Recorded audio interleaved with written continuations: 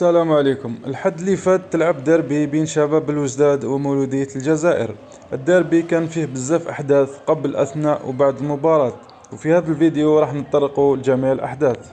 كيما على بالكم شباب الوزداد فاز في آخر مباراة في البطولة 3-0 ضد اتحاد خنشلة، ونفس الشيء بالنسبة لمولودية الجزائر، أيضا فازت 3-2 ضد شبيبة القبائل في ملعب 5 جويلية.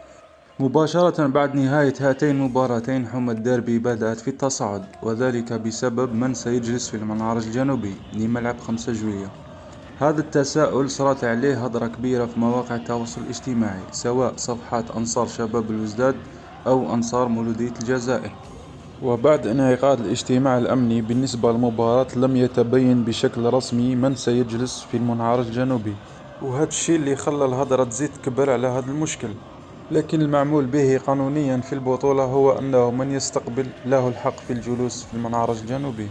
نروح اليوم المباراة، وفي الساعات المبكرة وصول موكب الفيراج سود مولوديان إلى محيط الملعب كما راكم تشوفوا في الفيديو. وبعد فتح أبواب الملعب دخلوا أنصار المولودية بقيادة إلتراس فيراج سود إلى المنعرج الجنوبي، وهما اللي يريحوا فيه. لكن في الجهة المقابلة قاطعت إلتراس فاناتيكرات المباراة بسبب جلوس أنصار المولودية في المنعرج الجنوبي.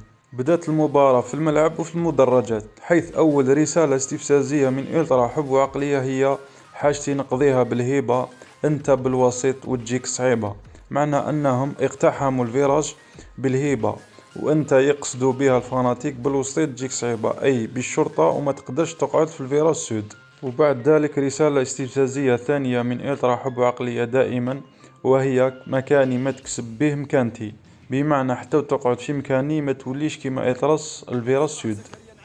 الآن نهبطوا لأرضية الميدان. الشوط الأول كان مستوى متوسط من الجانبين. النقطة السوداء كانت الحكم اللي كان خارج الإطار وحرم شباب الوزداد من ضربة جزاء واضحة. في الشوط الثاني وبعد دقيقتين أيمن محيوص يفتتح باب التسجيل لصالح شباب الوزداد، وهو الهدف الوحيد في المباراة، وبه تأهلوا شباب الوزداد إلى الدور الثمن النهائي.